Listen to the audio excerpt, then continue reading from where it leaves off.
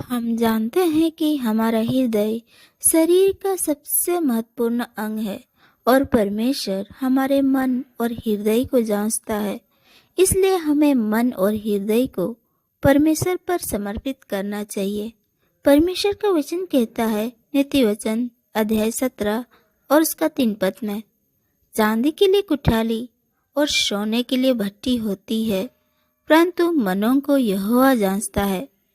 भट्टी की आग से चांदी और सोने की सभी अशुद्धियां शुद्ध हो जाती है। आग की गर्मी चांदी या सोने को शुद्ध करने के लिए सभी गंदगी और अन्य सभी धातुओं को जला देती है, जिसके बाद चांदी या सोना सोने के लिए उपयोगी हो जाते हैं। ठीक उसी तरह केवल यहोवा परमेश्वर ही हमारे मन को कठिनाइयों और परीक्षाओं की भट्टी में डालकर शुद्ध कर सकता है। हालांकि हम इस पद का अर्थ समझ सकते हैं, फिर भी हम आसानी से नकारात्मक और कमजोर हो जाते हैं, और यहाँ तक कि जब हम कठिनाइयों या बीमारी से जूझते हैं तो शिकायत भी करते हैं। ऐसा इसलिए है क्योंकि हम परमेश्वर के शुद्धिकरण के कार्य के महत्व को नहीं समझते हैं। सोना, चांदी और सोने की कीमती धातुओं का परीक्षण और शुद्धिकरण करता है, परंतु वे मानव मन को उसी प्रकार परख और शुद्ध नहीं कर सकते। वे चांदी को शुद्ध करने के लिए एक प्रकार के शुद्ध करने वाले बर्तनों का उपयोग करते हैं, और सोने को शुद्ध करने के लिए वे भट्टी का उपयोग करते हैं। लेकिन मानव मन के अंदर कोई भी इतनी आसानी से नहीं झांक सकता है। सभी लोगों के लिए शुद्धिकरण कष्टदायी है और इसे स्वीकार करना बहुत कठिन है। फिर भी यह शुद्धिकरण के दौरान है कि परमेश्वर मनुष्य के लिए अपने धार्मिक स्वभाव को स्पष्ट करता है। व्यवहार, तथ्यों और सत्य के बीच तुलना के माध्यम से वह मनुष्य को स्वयं का और सत्य का अधिक ज्ञान देता है, और मनुष्य को परमेश्वर की इच्छा की अधिक समझ देता है। इस प्रकार मनुष्य को परमेश्वर के प्रति अधिक सच्चा और शुद्ध प्रेम प्राप्त करने की अनुमति देता है। शुद्धिकरण करने में परमेश्वर के उद्देश्य ऐसे ही है। परमेश्वर मनुष्य में जो भी कार्य करता है उसके अपने लक्ष्य और महत्व होते हैं। परमेश्वर निरर्थक कार्य नहीं करता है। शुद्धिकरण का मतलब लोगों को परमेश्वर के सामने से हटाना नहीं है, ना ही इसका मतलब उन्हें नरक में नष्ट करना है। इसका अर्थ है शुद्धिकरण के दौरान मनुष्य के स्वभाव को बदलना, उसकी प्रेरणाओं को बदलना, उसके पुराने विचारों को बदलना, ईश्वर के प्रति उसके प्रेम को बदलना और उसके पूरे जीवन को बदलना।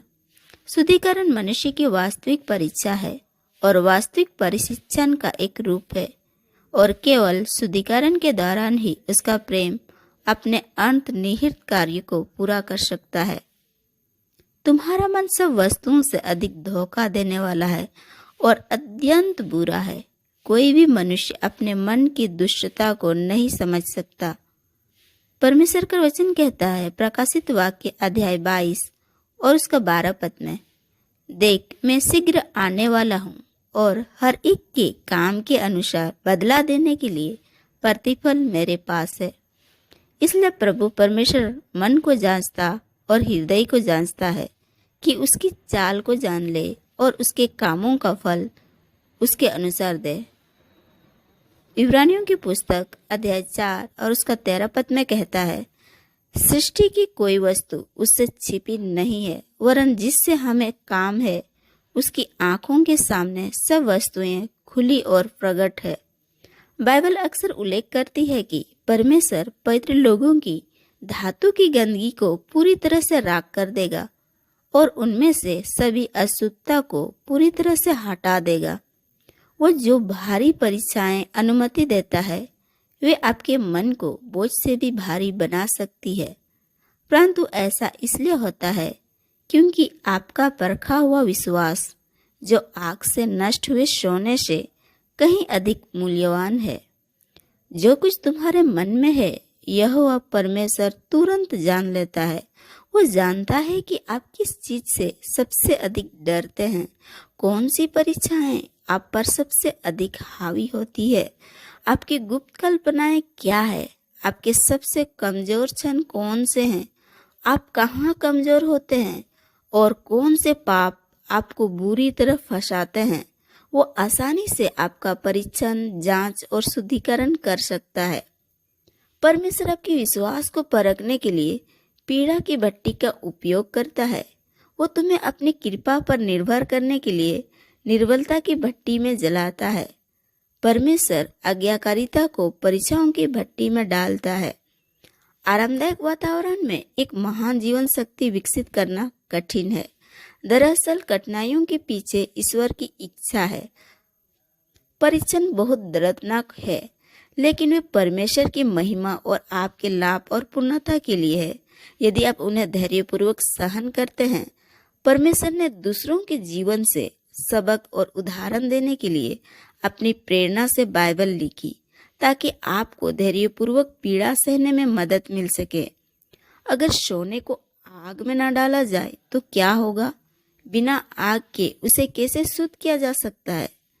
केवल यहोवा की आग की भट्टी से ही हमारे गुप्त पापों, मनुष्य के डर, दुनिया के प्रति आकर्षण, अहंकार, दूसरों के प्रति अत्यधिक प्रेम, आत्मधार्मिकता और अन्य पापपूर्ण गंदगी से मुक्त हो सकते हैं। भट्टी से ही आपका विश्वास, प्रेम और आशा पवित्र और बेहतर बनती है। यह प्रक्रिया दर्दनाक है, लेकिन परिणाम शानदार है। प्रिय दर्शकों, अपने मन को उसकी आग की भट्टी में समर्पित कर दो। बुद्धि में बढ़ने के लिए उग्र परीक्षाओं को आनंद समझो, क्योंकि तुम जानते हो कि वह तुम्हें शुद्ध कर रहे हैं। एक दिन आप उनके महान लाभों को पहचानेंगे। शुद्धिकरण में यहोवा सबसे कुशल कारीगर है। वो भट्टी में सोने का एक औंस या एक भी कण नहीं खोएगा। उसकी परीक्षाओं के अंत में दया और अनुग्रह होगा। उसकी यातना उसका अटल प्रेम है। हमारे सामान्य जीवन में हमें चाहे किसी भी परेशानी या कठिनाइयों का सामना करना पड़े, शिकायत ना करे, उदास ना हो या भाग ना जाए, बल्कि ये विश्वास करे कि ईश्वर ने इसकी अनुमति दी है और इसमें उनके अच्छे इरादे शामिल है। ईश्वर को आशा है कि हम सीख सकते हैं कि उससे प्रार्थना कैसे करें और विपरीत परिस्थितियों में उस पर भरोसा कैसे करें। जब तक हम परमेश्वर के नेतृत्व और शब्दों का पालन करते हैं, एक दिन हम परमेश्वर के कार्यों की गवाही दे सकते हैं। तभी हम एक मूल्यवान जीवन जी सकेंगे और एक सृजित प्राणी के रूप में अपना कर्तव्य निभा सकेंगे। ये परीक्षण केवल आपके विश्वास को परखने के लिए है, ये दिखाने के लिए कि यह मजबूत और शुद्ध है।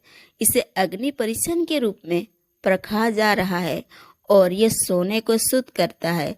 और आपका विश्वास ईश्वर के लिए मात्र सोने से कहीं अधिक कीमती है। इसलिए यदि आपका विश्वास उग्र परीक्षाओं में परखे जाने के बाद भी मजबूत बना रहता है, तो यह उस दिन आपके लिए बहुत प्रशंसा, महिमा और सम्मान लाएगा, जब यीशु मसीह पूरी दुनिया के सामने प्रकट होंगे।